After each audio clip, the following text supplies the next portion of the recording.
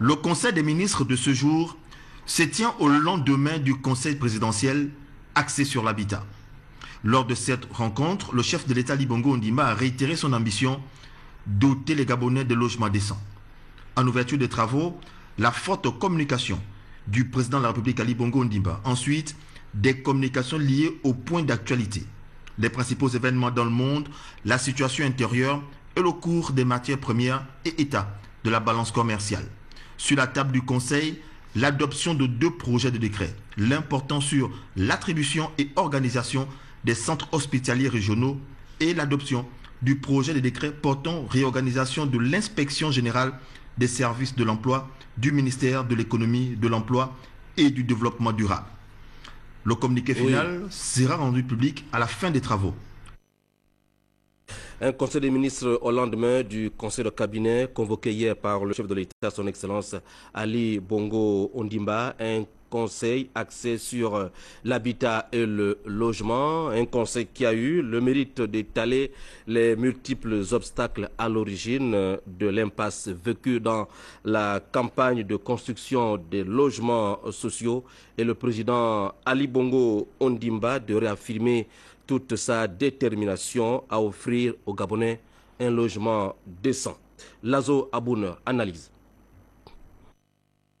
Le silence observé autour de la question des logements sociaux et la lenteur affichée dans le démarrage de leur campagne de construction a donc conduit le chef de l'État à convoquer le conseil de cabinet de mardi au palais de la présidence de la République. L'objectif du chef de l'État est de mieux comprendre les obstacles à l'origine du retard accusé dans le démarrage de l'opération construction-logement. Il ressort de ce conclave que plusieurs obstacles minent le parcours qui mène vers le lancement de ce vaste chantier. Ils ont pour nom, certes, lenteur dans le management du dossier, mais surtout l'incivisme des riverains et le manque de patriotisme avéré de certains anciens décideurs de la République dans le secteur. Ces derniers empêchent l'exécution et la mise en place des programmes. Les mêmes, hier aux affaires, n'ont pas su donner le rythme qu'il fallait pour faire avancer le dossier. Aujourd'hui, ils s'érigent en bourreaux, multipliant les stratégies pour bloquer la machine, avec parfois la complicité de leurs successeurs.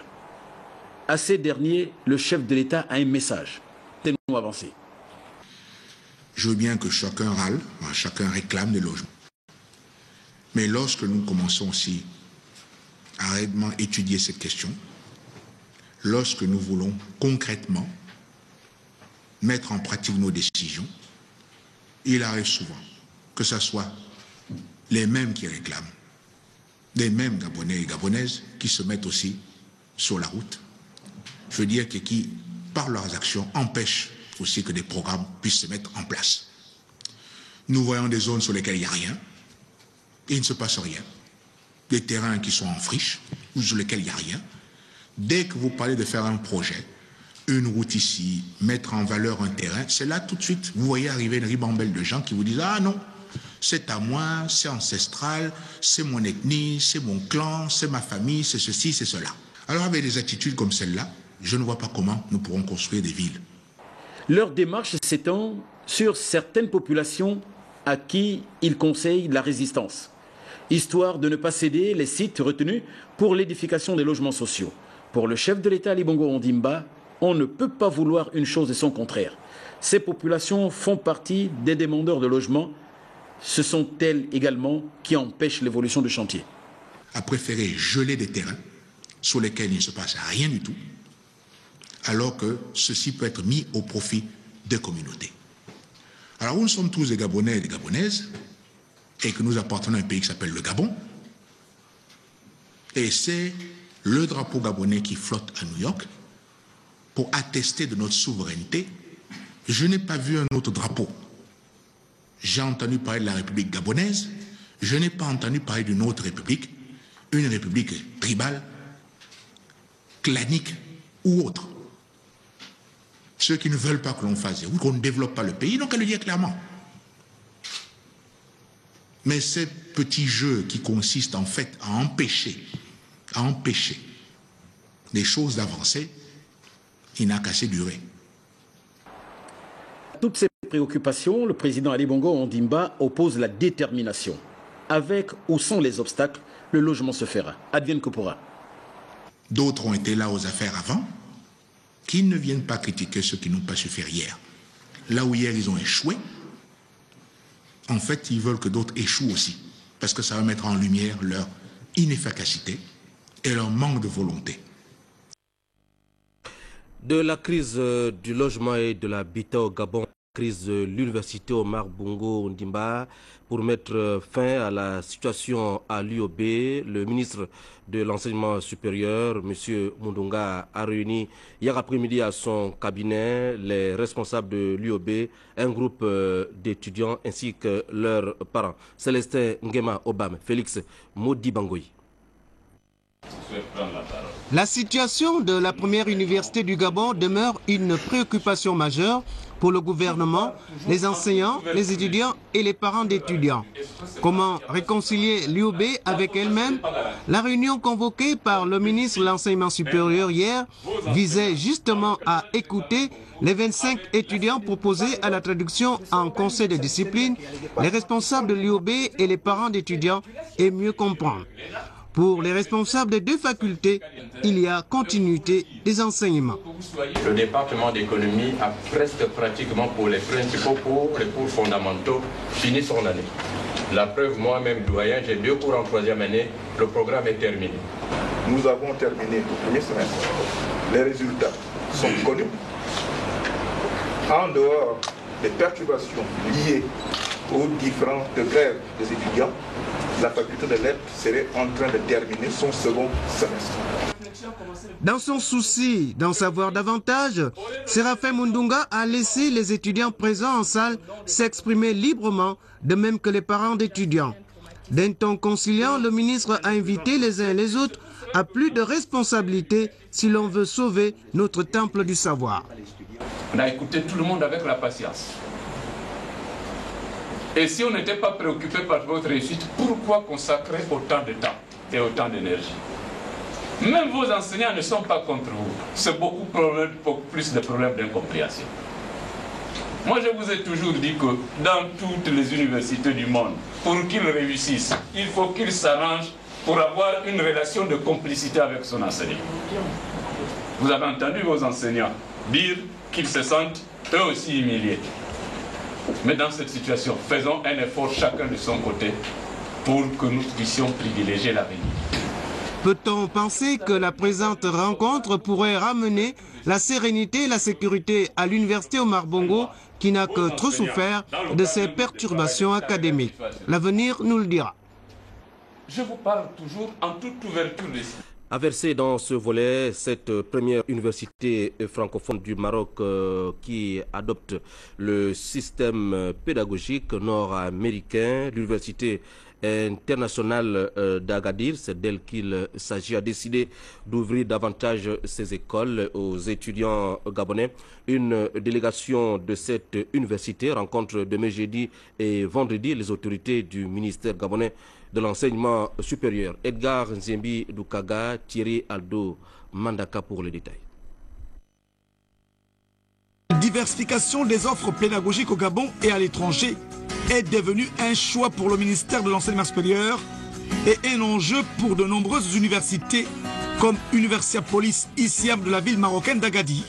25 ans d'expérience dans l'enseignement supérieur, un campus de 6 hectares et demi avec 4 écoles supérieures, notamment école de gestion, école polytechnique privée d'Agadir d'ingénieurs, école supérieure de tourisme, école supérieure des sciences humaines et communication, 3000 étudiants, 3000 lauréats sur le marché du travail, 15 000 nationalités représentées sur notre campus, un centre de recherche, une école doctorale, une résidence universitaire intégrée et plusieurs partenaires universitaires internationaux, notamment en Europe, aux États-Unis, au Canada et en Asie. Les autorités gabonaises devront aussi scruter un système pédagogique visiblement adapté à l'évolution des outils de formation. Notre objectif, c'est de travailler sur 2 grands axes. Premièrement, l'entrepreneuriat. Ça veut dire que nous formons nos étudiants à créer des entreprises. Ou encore, deuxième axe, c'est que nous voulons offrir aux entreprises des compétences utiles pour l'atteinte aux objectifs. Donc on essaye aussi au cours de la formation de former des étudiants par la pratique. Donc il y a des travaux de session, travail qui permet donc la pratique des concepts. Il y a aussi des conférenciers de tissu économique qui viennent chez nous de manière permanente pour présenter leur expérience et pour parler des thèmes économiques, mais il y a aussi des conférences scientifiques. La conférence de ce vendredi à la Chambre de commerce de Libreville permettra aux parents d'anciens et de futurs étudiants d'apprécier le système pédagogique de cette première université franco-anglophone du Royaume du Maroc. Notre capitale très sollicitée abrite depuis ce mercredi la 4e réunion du comité de pilotage du programme ACP Fiche 2 sous le haut patronage de la communauté économique des États de l'Afrique centrale, la CEAC. Yves Oyono, Pierre Claverella. D'organiser cette réunion au Gabon rentre dans l'optique de renforcer l'appropriation par les membres permanents du comité de pilotage et de décentralisation du processus de prise de décision du programme ACP Fiche 2 en Afrique centrale. Une opération dans laquelle la CEAC et l'Union européenne jouent un rôle très important. ACP Fiche 2 est un projet d'appui à tous les pays ACP qui vise le renforcement des capacités des administrations de pêche et des organismes régionaux de pêche pour assurer le développement et la mise en œuvre de la politique sectorielle de pêche dans les domaines de la formulation des instruments de politique et d'aménagement des pêches et les cadres réglementaires et légaux respectifs, la formulation des instruments d'application des systèmes de suivi, contrôle et surveillance et la formation des agents de l'administration et judiciaire, la formulation des stratégies d'investigation pour l'aménagement des ressources, l'appui aux parties prenantes et investisseurs privés pour sa formation et de leur association sur la production et le commerce régional et intra-régional des produits de la pêche, et l'appui à la définition et mise en marche des systèmes de partage d'informations à niveau régional. L'objectif global du programme ACP Fiche 2 en Afrique centrale est de contribuer à la gestion durable et équitable de la pêche dans les régions ACP et partant de réduire la pauvreté et d'améliorer la sécurité alimentaire. Le programme ACP Fiche 2 résulte d'une convention de financement entre la Commission de l'Union européenne et les États ACP pour une durée de 4 ans et demi et dont le budget global est estimé à 30 millions d'euros. L'objectif spécifique du programme ACP Fiche 2 est de renforcer l'élaboration et la mise en œuvre d'une politique sectorielle en matière de pêche dans les 78 pays ACP, d'où la présence à Libreville de tous ces délégués. Le problème de pénurie d'eau ou de manque d'eau, c'est selon constitue une véritable préoccupation pour les populations des quartiers de la commune de Libreville. Celles des quartiers, lui, Plein-Oreti et Gros-Bouquet, ont observé ce matin un mouvement d'humeur, véritable levée de boucliers aux premières heures de la matinée. Elle revendiquait ces populations cette denrée rare. Constat de la situation sur le terrain, Jean-Pierre Moussouami de Timboué, Yves Saint-Oyuno. Et attroupement visible. Nous sommes au feu rouge de Gros-Bouquet de Libreville et il règne une ambiance chaude sur ces lieux.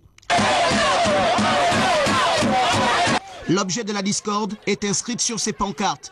Le manque criard d'eau dans les quartiers, lui, Plein-Oreti et Gros-Bouquet, serait à l'origine de ce mouvement d'humeur. On veut l'eau, on paye de l'eau et on n'a pas de l'eau. On ne peut pas payer des factures d'eau et on n'a pas de l'eau. Dépêchés sur les lieux, les services de l'énergie et de la SEEG sont venus négocier l'apaisement. Dès qu'on a eu l'information très tôt ce matin, on a pris des dispositions pour que l'eau arrive au quartier Louis. Mais comme vous savez, le temps de transit de l'eau n'est pas de la seconde, ça prend quelques heures. Sinon l'eau est en route. Voilà, tout à fait. L'eau est en route. L'eau est en route. Tout à fait. L'eau est en route. D'accord.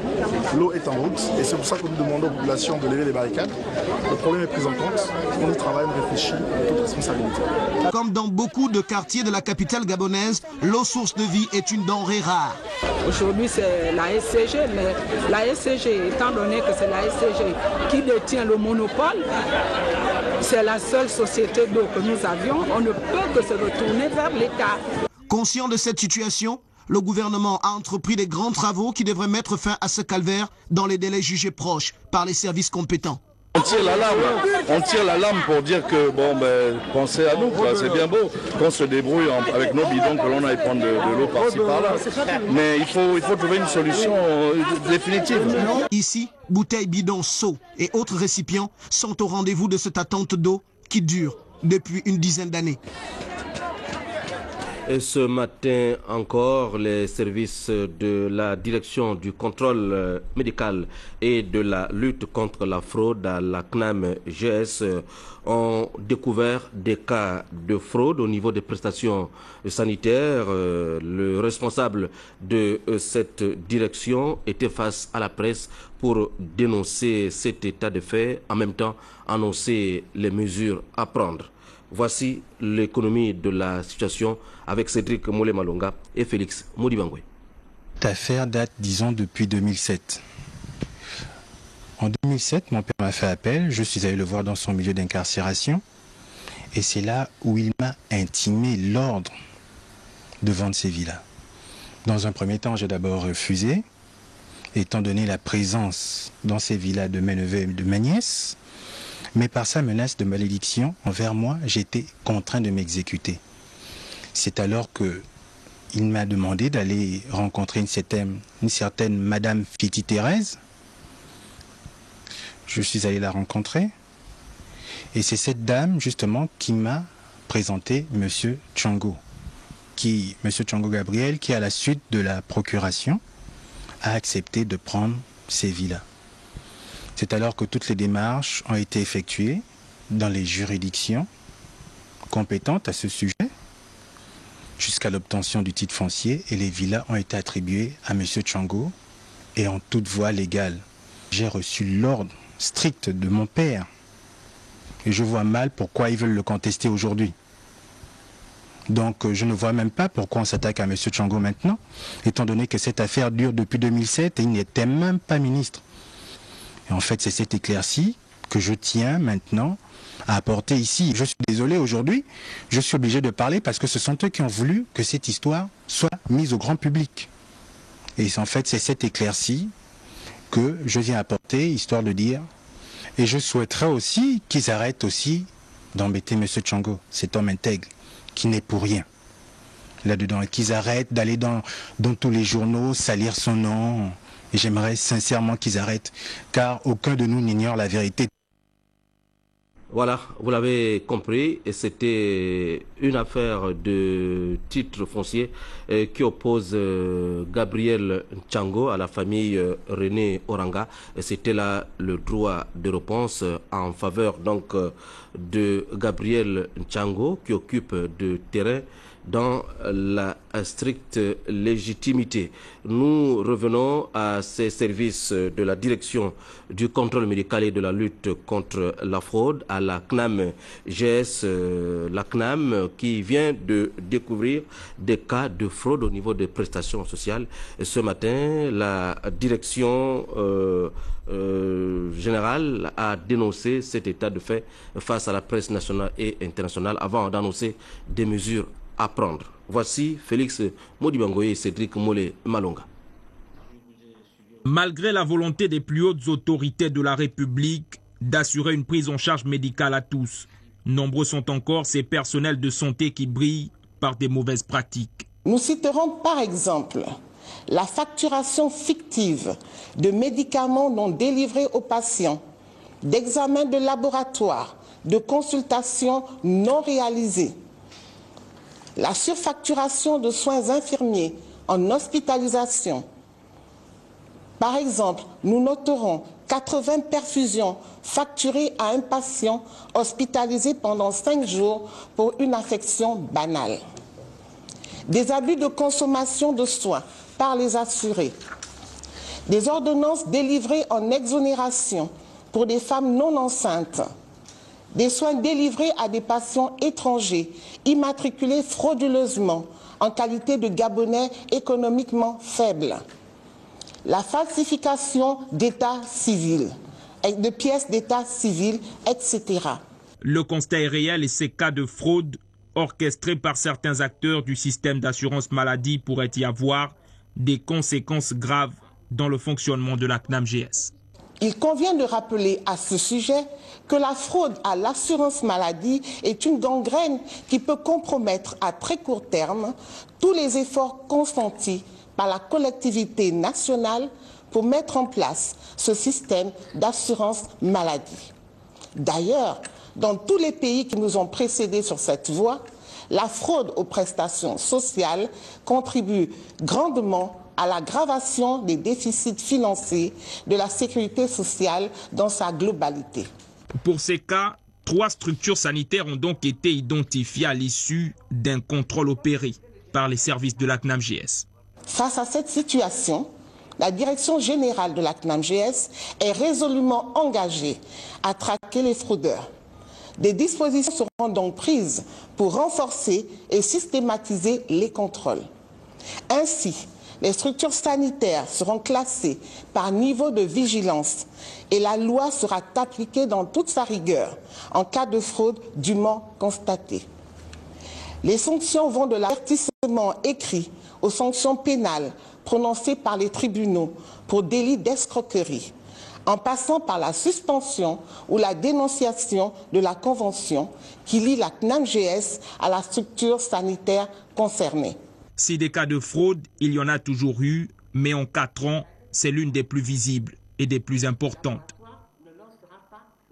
À la fin de ce journal, vous suivrez l'intégralité du communiqué de presse de la Caisse nationale d'assurance maladie et de garantie sociale. C'était ce matin à la faveur d'un point de presse, un reportage de Cédric Mollet-Malunga de notre rédaction qui a eu un an de plus depuis ce matin. Et bon anniversaire à notre cher confrère.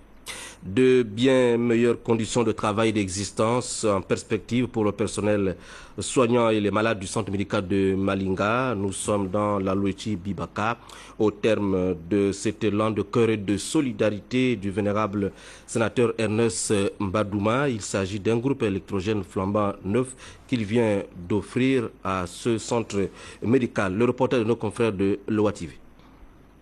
C'est un groupe électrogène de 3 kVA qui permettra désormais au personnel du centre médical de Malinga d'exercer dans de meilleures conditions, passant de l'éclairage au drôle lampant au courant électrique. Un élan de solidarité du vénérable sénateur Ernest Mbadouma, composé également de 100 litres de pétrole et autres intrants et 3 pots de peinture au grand bonheur des principaux bénéficiaires. Ça fait pratiquement une décennie que nous sommes en train de passer des moments difficiles. Et vous savez, la consultation dans la nuit, il faut utiliser les lampes tempête, quelquefois la torche. Vous voyez que vraiment, et quand il s'agit aussi de faire placer les perfusions, nous avons souvent des difficultés. Mais ce don-là, vraiment, c'est la bienvenue. Ne pouvant être insensible à la situation qui prévaut au centre médical de Malinga, j'ai décidé, là aussi, d'offrir un groupe électrogène et quelques touques de peinture pour rendre plus agréable le cadre et les conditions de travail des infirmiers.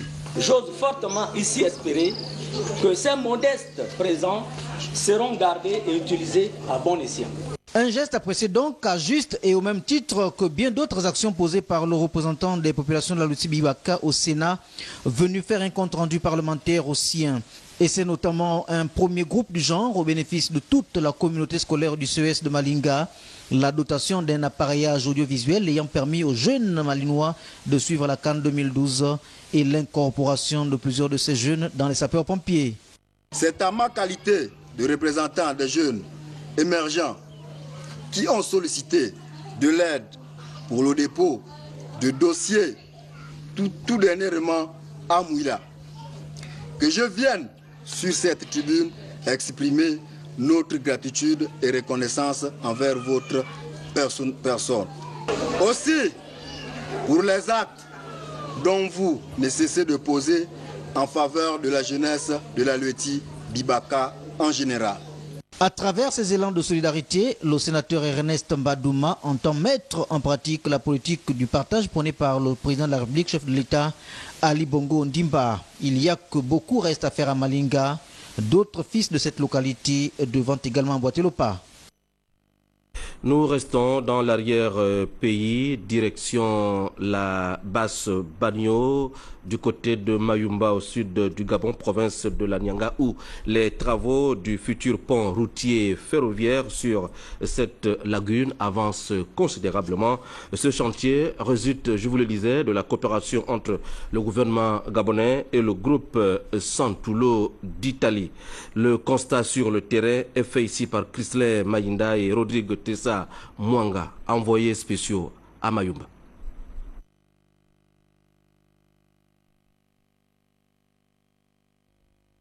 Pont routier et ferroviaire sur la Bagno à Mayumba. La gigantesque infrastructure de 520 mètres prend véritablement forme. Après l'implant de la digue, tout sort de terre. La première phase consistait à la construction des coulées. Côté Chibanga, c'est fait. Côté Mayumba, le terrassement est bouclé. Le pont va comporter 7 piles. Une pile est formée de 4 pieds. Les pieds, il y a la profondeur de 60-64 mètres. Et sur la pile, nous allons mettre la chevêtre. 2 sont achevés, une 3e est en cours. Le montage et le coulage des chevêtres également. Ça, c'est le pied numéro 12 et le pied numéro 10. Nous allons faire au milieu le pied numéro 11 et le pied numéro 9. Et après, quand les 4 pieds sont complets, nous allons mettre la chevêtre sur la pile, sur les 4 pieds. Les chemisiers des autres pieux sont en voie de fabrication. Visiblement, les travaux ont considérablement avancé et sont en phase avec l'engagement pris par Sericom, l'entreprise adjudicataire du marché. Délai d'exécution des travaux, 4 ans. Nous pensons qu'à la fin de janvier 2014, nous sommes en condition de donner à la ville de Mayumba le pont et à tout le Gabon. Cette machine de dernière génération perfore la roche pour garantir la solidité de l'ouvrage. Au-delà de l'emploi des jeunes de la localité, Sericom a également fait confiance à l'expertise gabonaise. Je dois trouver ici un dosage complet, un dosage cohérent qui permet d'avoir un béton adapté, un béton donnant des valeurs normales par rapport à la confection des pieux du pont que nous aurons. Nous terminons par un essai d'écrasement en traction qui permet de ressortir la résistance minimale qu'il faudra à ce béton pour justifier sa solidité. Le pari est tenu. Le chef de l'État m'avait demandé 2 choses. La première, c'est de faire travailler les Gabonais. La deuxième chose, nous avons fait un préfinancement. On tient notre préfinancement. L'État se force de le tenir et pas de problème. Ce pont, on le sait, va faciliter l'activité portuaire au niveau de la sous-région. Une question mérite d'être posée ici. Qui l'eût cru? Les ingénieurs des travaux publics défilent ici chaque jour pour le déroulement et la qualité des travaux. Une chose est sûre et certaine, le pont sur la Bagno, cette imposante infrastructure, va sans aucun doute contribuer au développement économique du Gabon. Sur la côte de la Bagno, Rodrigue Tessa Mwanga et Arnaud Mengue. Voilà toutes les images de ce reportage sur les travaux au pont de la Bagno étaient réalisés par Arnaud Mengue de notre rédaction. Autres travaux qui avancent, ce sont ceux effectués en ce moment sur l'axe routier Minzik-Sam. Jean-Augustin Zeng. De 4 prévus, les travaux de réhabilitation de l'axe routier Minzik-Sam, long de 54 km et quasiment impraticable en toute saison, se poursuivent à la grande satisfaction des populations. Quand on voyait le début, on a cru que c'est comme ça que ça va terminer. On a voulu parler beaucoup. Bon, hier j'étais à Minzik, j'ai vu que non, il y a du sérieux. Là, le travail nous plaît beaucoup. Mais on craint aussi, est-ce que vous allez ouvrir les buses? Parce que les buses, les anciennes là sont déjà bouchées. Et ça permet l'eau de traverser la route. Et c'est ça qui gaspille vite la route. Il y a 10 ans que la route était impraticable. L'entreprise Sindou, adjudicataire du marché, est actuellement à pied d'œuvre pour sa remise en état. Au niveau de l'ensoleillement mécanisé, nous sommes autour du PK33, c'est-à-dire à 33 km de Mindic, parce que nous avons commencé les travaux à Mindic et nous faisons route vers Sam. Au-delà des pluies, les principales difficultés sont d'ordre, comment dirais-je, du calibrage de la chaussée. C'est-à-dire que là où la chaussée est coincée entre deux talus, il faut nécessairement décaisser pour avoir les 8 mètres d'emprise minimale. Et il y a des distances de poussée pour les bulles qui dépassent les 200 mètres, donc obligé de mettre les bulles, c'est-à-dire 2 bulles sur 2-3 jours pour vraiment calibrer la chaussée. Tout ce qui est prévu dans le cahier des charges, nous sommes là pour le respecter intégralement. La pose des nouvelles bus, le remplacement des bus corrodés, tout ça c'est prévu dans le cahier des charges, nous allons le faire. Pour le contrôle, un technicien des travaux publics est présent. La route, vraiment, auparavant, c'était très fermé. Et nous faisions là juste une ouverture d'une construction encore de la route. Jusque-là, nous avons des difficultés puisque nous avons un tronçon très fermé. L'État, autant que sur la route, j'espère que c'est satisfait. C'est bon, les travaux avancent. Sur les 54 km de route, 32 ont déjà bénéficié d'un ensoleillement. S'ensuit progressivement le rechargement latérique de la chaussée. Compte tenu du non-respect de la date de livraison du chantier et au vu du travail restant, l'entreprise adjudicataire sollicite cependant une nouvelle date pour la circonstance. Ce communiqué, le président de la Confédération gabonaise des petites et moyennes entreprises invite à une concertation qui se tiendra à la Chambre de commerce de jeudi 24 mai à 10 h. Les entrepreneurs nationaux en sous-traitance avec les entreprises Ramiki, Resurgence et Itinéraire Service dans le cadre des chantiers engagés par le promoteur Olam Gabon. L'ordre du jour sera communiqué séance tenante dans l'intérêt de tous les entrepreneurs nationaux concernés.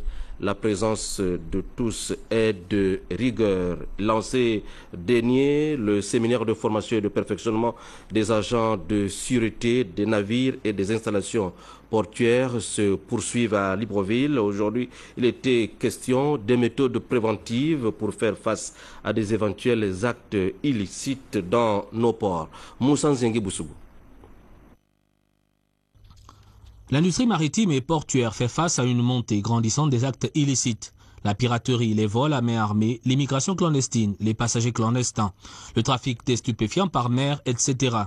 Au lendemain des attentats du 11 septembre 2011, destruction des tours jumelles à New York par 2 avions d'Al-Qaïda, l'Organisation maritime internationale OMI a adopté le 12 décembre 2002 le Code international pour la sûreté des navires et des installations portuaires, code ISPS.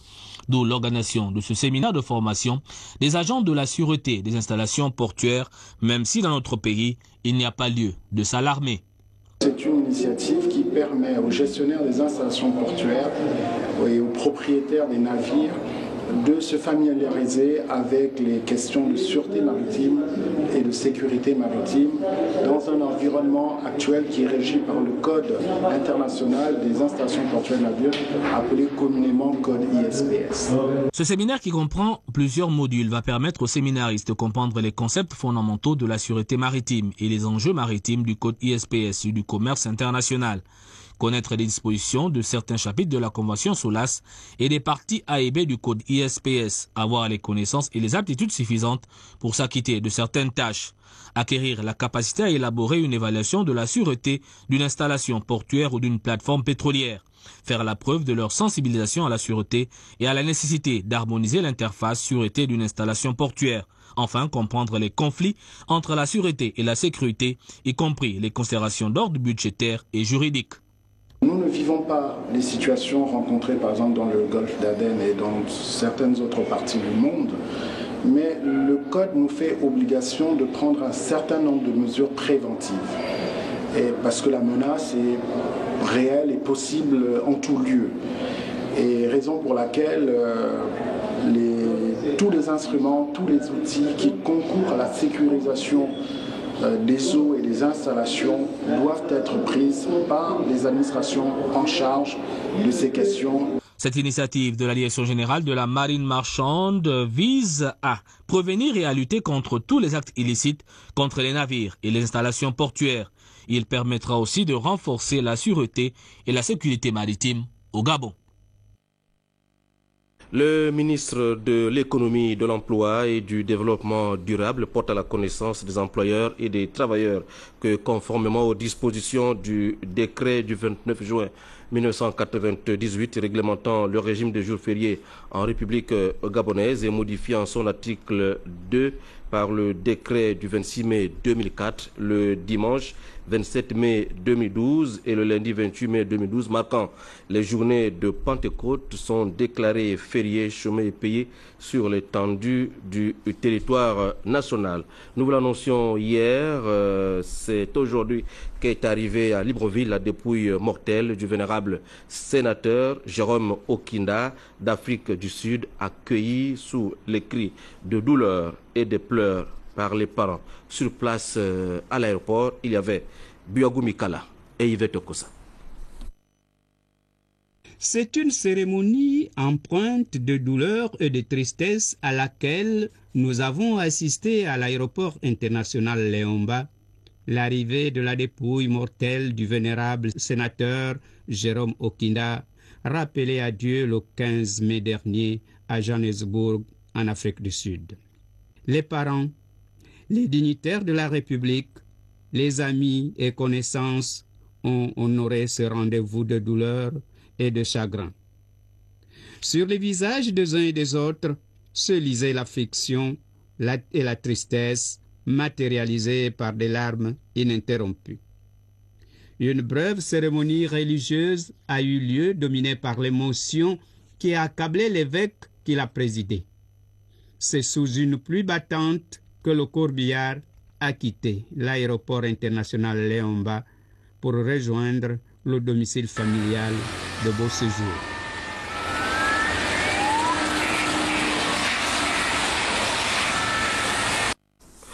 Jérôme Okinda fut également un grand homme de culture. Et justement, nous allons parler de la semaine culturelle dans le cadre de la Journée mondiale de l'environnement qui va démarrer demain. Les activités démarrent demain à l'Institut français du Gabon.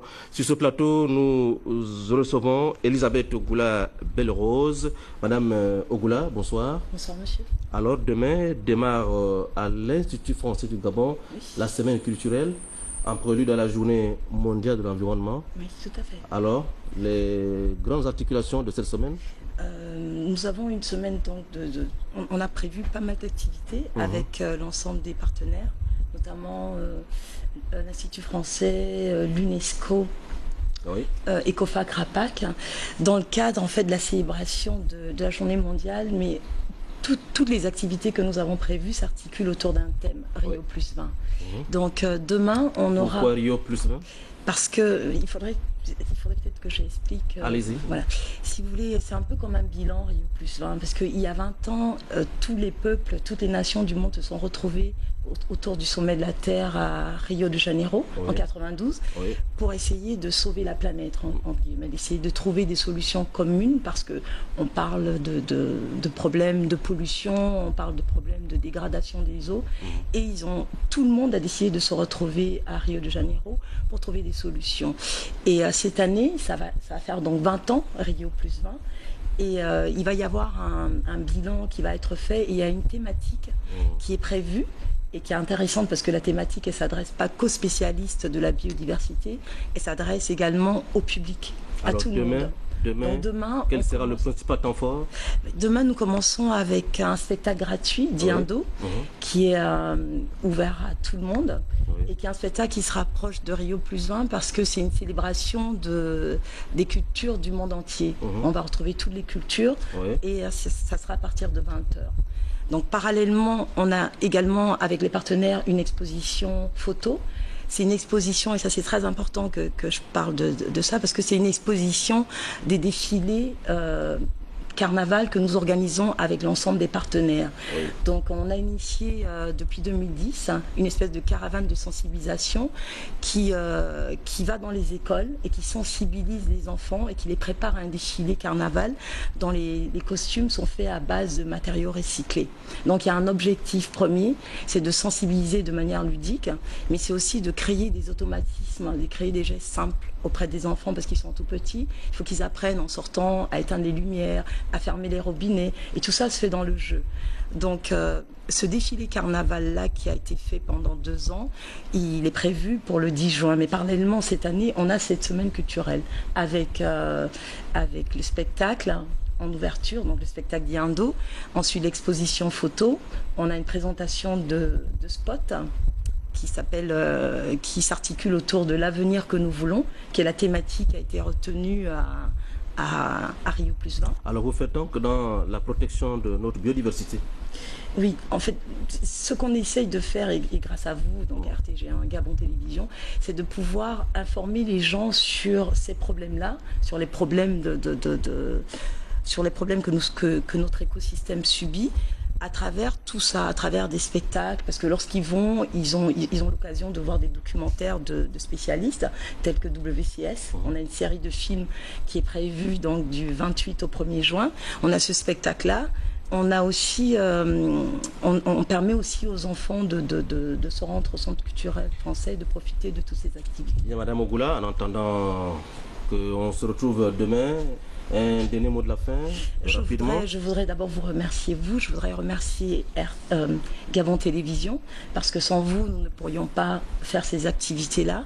Je souhaiterais également remercier tous les partenaires, et j'espère que je ne vais pas en oublier, l'Institut français du Gabon, l'UNESCO, ECOFAC-RAPAC, WCS, UICN, ils sont nombreux, UNFPA, Transport en Caisse, Move No Limites, de nous permettre de réaliser tout ça. Demain, le spectacle commence à 20h au CCF. Demain, le spectacle commence à 20h à l'Institut français du Gabon.